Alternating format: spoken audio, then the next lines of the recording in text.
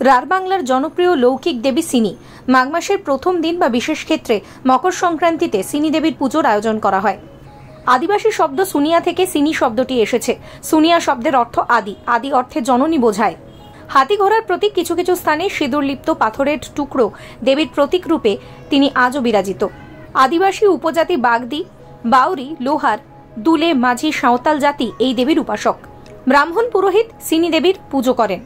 ভক্তদের বিশ্বাস সিনি দেবী গ্রামের রক্ষাকর্তা এবং একই সঙ্গে জল, বৃষ্টি ও শস্যের দেবী।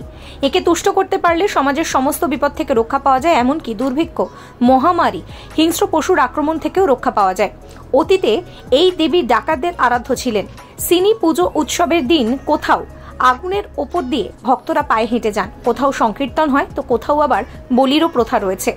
এই পুজোর বিশেষ কোনো মন্ত্র নেই। সিনি দেবীর নির্দিষ্ট কোনো মূর্তিও নেই। দেবীকে কেউ ব্যক্তিগতভাবে পুজো করেন না, কারো গৃহে তিনি থাকেন না। সিনি দেবী হলেন গ্রামের দেবী। দুপুরবেলা পুজো আরম্ভ হয়। পুজোকালে পুরনো থান ভেঙে ফেলা হয়। গ্রামবাসীরা নতুন বেদি তৈরি করেন। টেরাকোটার হাতি ঘোড়াগুলোকে ওই স্থানে রেখে দেবীকে স্থাপন করা হয়। পাথর খণ্ডের উপরে সিঁদুর দিয়ে দেবীর প্রতীকী চোখ আঁকা হয়। প্রদীপ জ্বালিয়ে পুরোহিত কিছুক্ষণ ধ্যান করেন।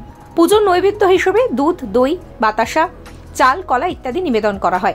এই পুজোয় নিরামিষ আমিষ উভয় প্রকারই অর্ঘ্য নিবেদন করা হয়। অসংখ্য রূপের মধ্যে রয়েছে ঘাগরা সিনি, দীঘল সিনি, সোনা সিনি, বামনি সিনি, লদা সিনি, সোনাই সিনি, ছেকো সিনি, বের সিনি, জঙ্গল সিনি, চন্দ্র সিনি, সিমন সিনি, ঝকমা সিনি, পাথরে সিনি ইত্যাদি।